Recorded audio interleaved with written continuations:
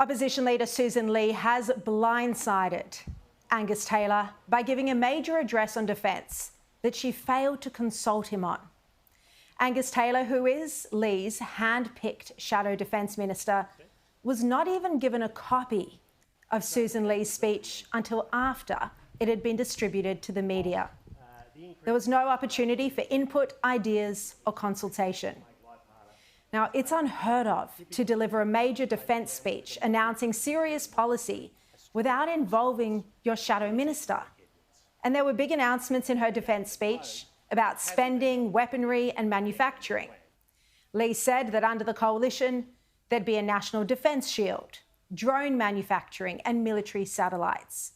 She also promised action to strengthen national resilience by improving our satellite network and fuel security. And she committed to spend 3% of Australia's GDP on defence. So this is what she had to say. She's saying it in a speech tonight at the Menzies Institute in Melbourne. She's saying, first, to uphold our continental security and protect rotational forces based in our country, Australia must have an integrated air and missile defence system. She says the second thing we need is a greater ability to rapidly build, deploy and resupply unmanned and autonomous weapon systems, whether they be aerial drones or undersea weapons systems or the systems to defend against them. Now, on defence procurement, it is a very sound speech, and it showed up the Albanese government's lacklustre defence plan. But not a word of it was done in consultation with her team, despite Ley repeatedly promising to take a more consultative approach. In fact, that was her entire pitch to the coalition to become leader over her rival, Angus Taylor. She said there'd be no captain's calls. And she speaks about this consultative process often in the media. And as leader, I said there wouldn't be any captain's calls and I'd listen to my team, and that's exactly what I'm doing. Now, it was Sussan Ley's decision to appoint Angus Taylor to the role of Shadow Defence. She chose that, yet now she doesn't take his counsel.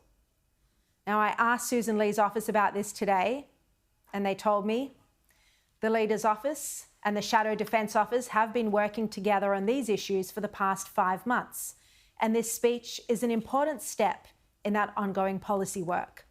As always, the Leader sets the overall direction and the team continues to shape the detail in line with that approach.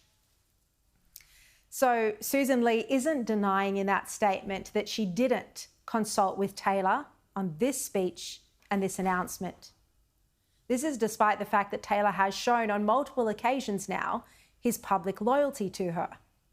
Now, he's in the US at the moment having meetings with senior defence officials in the Trump administration.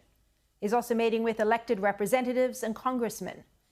And he was recently in Israel having similar meetings. We crossed to him when he was there.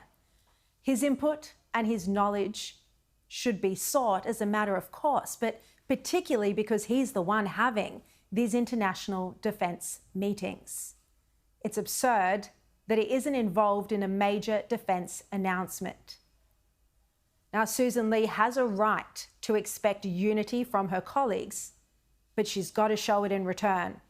And the fact she's isolating herself and becoming apparently paranoid about who she can trust, it's the clearest sign yet that she's worried her leadership is terminal.